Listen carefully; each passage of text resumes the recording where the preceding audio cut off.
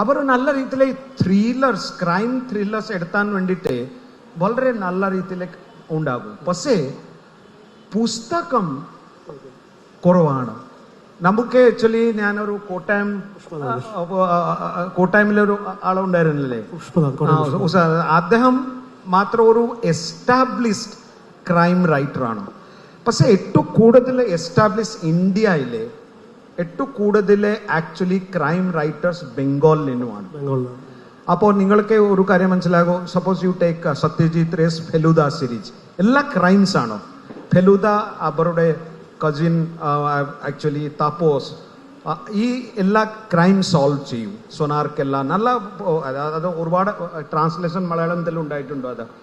അതുകൂടാതെ ഒരു ശരദേന്ദു ബന്ദോപാധ്യായയുടെ ബ്യോമകേസ് ബക്സി. ഞാൻ നിങ്ങളൊരു ചോദ്യം ചോദിച്ചാൽ മതി, who is the Sherlock Holmes of India? ഈ ചോദ്യം if you ask the answer will be Byomkesh ബക്സി.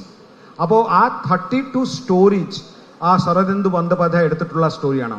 32 story film ആയിട്ടുണ്ടോ? You must see it, it is super. അപ്പോൾ അതിലെ ഒരു കാര്യം ഞാൻ എല്ലാ സമയത്തും പവർ ഓഫ് ഒബ്സർവേഷൻ, ഒരു ആളുടെ പവർ ഓഫ് ഒബ്സർവേഷൻ. ഞാൻ നിങ്ങളൊരു ചെറിയ കഥ പറയാം. ഷെർലക് ഹോംസ് സ്റ്റോറിയിലെ ഷെർലക് ഹോംസിന്റെ ഏറ്റവും പ്രത്യേകത എന്താണെന്ന് വെച്ചാൽ പവർ ഓഫ് ഒബ്സർവേഷൻ. അദ്ദേഹം ഡോക്ടർ വാട്സൺ ആയിട്ട് ഞങ്ങൾ എങ്ങനെ ഇരിക്കുന്നുണ്ടോ, ഒരു ആളെ അവരെ വിളിച്ചു. ആ ആള് വരാൻ സമയത്ത് ഷെർലക് ഹോംസ് ഡോക്ടർ വാട്സണോട് പറഞ്ഞു, the person who is coming is limb. Then Dr. Watson said, you have not seen him. How did you know? He said, see, the sound of his footstep, one is little more, another is little less. That is power of observation. ഈ power of observation ഉള്ള ആൾക്കാർക്ക് നല്ല investigator ആക്കാം. That will be A very important actually quality of A good investigator. അപ്പോൾ ഇതിലെ actually നമ്മുടെ കഥകൾ എടുത്താൻ സമയത്ത് മലയാളം ഫിലിംസ് ആർ സൂപ്പർ. ആ ത്രില്ലേഴ്സ് എല്ലാം വെച്ചാൽ, പക്ഷെ അത് ആക്ച്വലി ഒരു സിസ്റ്റമാറ്റിക് രീതിയിൽ ഈ ക്രൈം നോവൽസ് ആയിട്ട് ക്രൈം സ്റ്റോറി ആയിട്ട് ഞാൻ എൻ്റെ അറിവ് പ്രകാരം ഇല്ല. Malayalam literature is very very rich.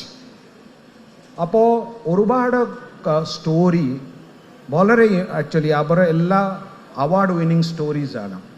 പക്ഷേ അതുപോലെ തന്നെ ത്രില്ലേഴ്സ് ഓൾസോ ഉണ്ടോ ഫിലിമിലെ മറ്റേ. നമുക്ക് ഈ ചെറുപ്പക്കാരെ writers they may actually knowing that ഈ crime fiction or crime stories are very popular. നിങ്ങളൊരു കേരള ക്രൈം ഫയൽസ് കണ്ടില്ലേ സീരിയൽ, ചെറിയ ചെറിയ കാര്യങ്ങളൊക്കെ അവർ സ്റ്റോറി ആക്കി. It's beautiful. അതുപോലെ തന്നെ ഡൽഹി ക്രൈംസ് ഒരു ഇപ്പോൾ സീരിയൽ ഉണ്ടല്ലോ, അത് കണ്ടാൽ മതി. So what I think is young writers should actually അപ്പോൾ കുറച്ചുകൂടി ശ്രമിച്ചിട്ട് നല്ല രീതിയിൽ നമുക്ക് എടുത്താം ഒരു crime fiction or crime stories. ഇപ്പോൾ അതാണെങ്കിൽ അതിൽ ഒരുപാട് പൈസ ഉണ്ടാവും കേട്ടോ, മനസ്സിലായല്ലോ. നിങ്ങൾക്കൊരു തമാശ ഒരു ആക്ച്വലി ഹ്യൂമറിൽ പറയാം.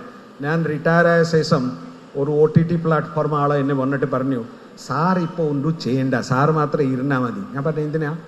അപ്പോൾ പറഞ്ഞു, സാറിൻ്റെ സ്റ്റോറികൾ ഞങ്ങൾ അഡാപ്റ്റ് ചെയ്തോളാം, സാർ സ്റ്റോറി പറഞ്ഞാൽ മതി. ഞങ്ങൾ പറഞ്ഞിട്ടുണ്ടോ ആക്ച്വലി ഒരു 24 ക്രൈംസ് ഞങ്ങൾ ഒരു 5 വർഷം വരെ ആക്ച്വലി ഉണ്ടാക്കി തരാം. ഞാൻ പറഞ്ഞു ഞങ്ങൾ പിന്നെ നോക്കാം എന്ന് പറഞ്ഞിട്ട് വിട്ടു. So what I want to say, it is having money, it has lot of readership, it has lot of satisfaction. So youngsters should write good. അതിൽ ബെസ്റ്റ് കാര്യം എന്താണെന്ന് വെച്ചാൽ ഇപ്പോൾ real crime stories, real crime incidents are making true crimes to make into story. That is very popular. അതൊന്നും നിങ്ങൾക്ക് വളരെ ഒരു ചെയ്താൽ ഞങ്ങൾക്ക് ഒരു ഉദാഹരണം ഒരു ക്ലൂ പറയാം. ഈ പത്രത്തിലെ കുറേ കാര്യങ്ങൾ പറഞ്ഞു. നമ്മുടെ ഇപ്പോൾ ഹ്യൂമൻ സാക്രിഫൈസിൽ ഒരു കേസ് ഉണ്ടായിരുന്നല്ലോ, എല്ലാ ദിവസവും പത്രത്തിൽ വരും. അതൊന്ന് വായിച്ചിട്ട് അത് ഏത് രീതിയിലെ ഒരു സ്റ്റോറി ടെല്ലിംഗ് രീതിയിൽ നമുക്ക് എടുത്താൻ സാധിക്കും. Try it and you will love it and people will also love it. Sir, ഓഡിയൻസിനോട് സംസാരിക്കാൻ ഒരു ചോദ്യം കൂടി ചോദിക്കാം. സാർ എന്നാണ് ഒരു പുസ്തകം എഴുതുന്നത്? സാർ എന്നാണ് ഒരു പുസ്തകം എഴുതുന്നത്? I did not write the book because it may be very controversial. so because I investigated some of the cases in India which are having serious national security and other implications. അപ്പോൾ കുറച്ച് ഭാഗം മറിച്ച് actually hide ചെയ്തിട്ട് ചെയ്യാൻ പാടില്ലാണോ, അതുകൊണ്ട് തന്നെ ഞാൻ എടുത്തിട്ടില്ല. ഞാൻ നോക്കട്ടെ, പിന്നെ ഏതെങ്കിലും സമയത്ത് if I get the urge to write I will write, but I have not decided to right.